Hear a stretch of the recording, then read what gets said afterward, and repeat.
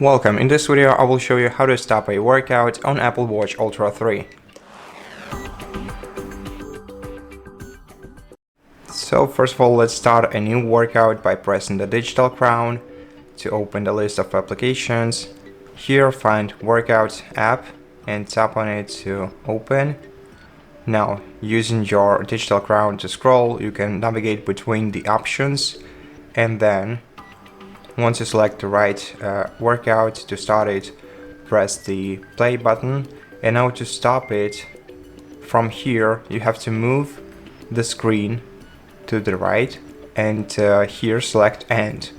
But if you are not in the workout application, what you have to do is swipe the screen up and then select, once you see the widgets list, tap on the workout widget, and then you're gonna end up on this page usually.